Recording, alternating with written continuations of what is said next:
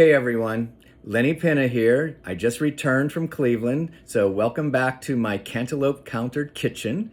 I wanted to quickly share something with you. I had a very pleasant trip, thankfully. So when I was opening the door to my home, which is the dining room, I was greeted immediately by this lovely, alluring scent, and it came from this iced dragon fruit tea candle. I want to tell you that this candle, a little history about it for me, is that it came to my attention when I was down in Atlanta visiting my sister.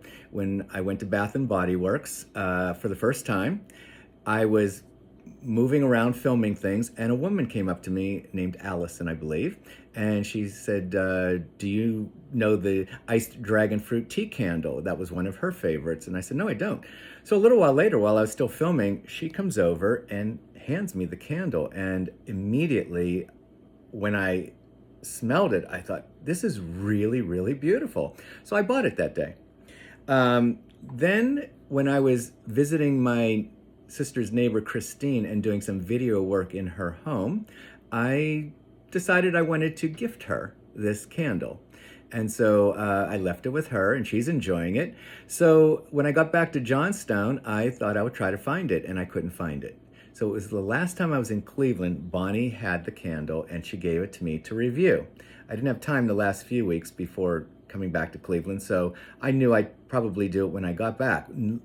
Little did I know that I lit this candle on Friday morning, last Friday morning, before I left for Cleveland.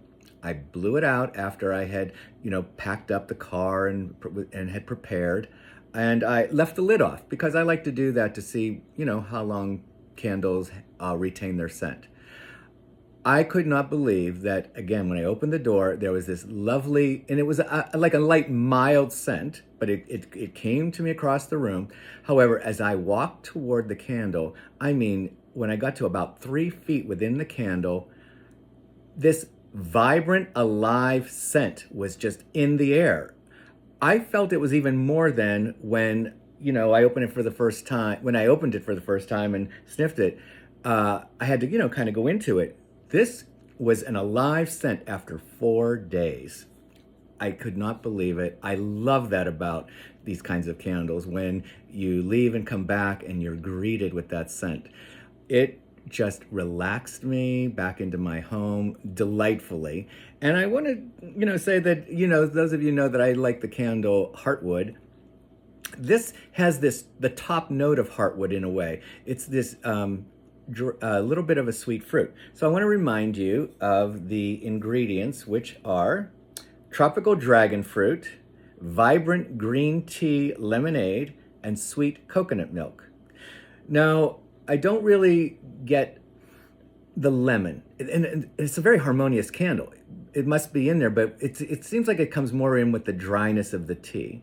But for whatever reason, it's as if the dragon fruit and the floral note are one. Even though there's not floral in here, it's just as if the dragon fruit and floral have become one in the same. Like this is both a fruit and a flower.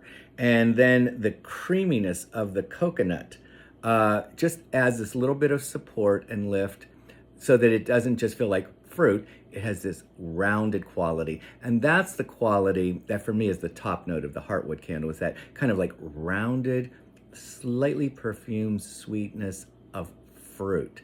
And so I really love this candle, and already I'm considering it a contender for March Madness.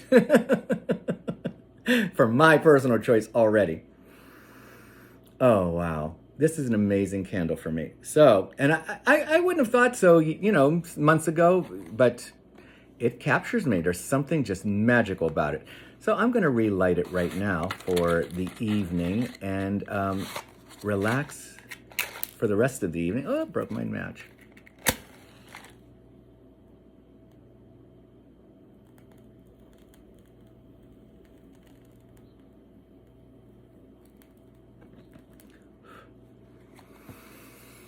It was great being with you in Cleveland, and I'll see you next time.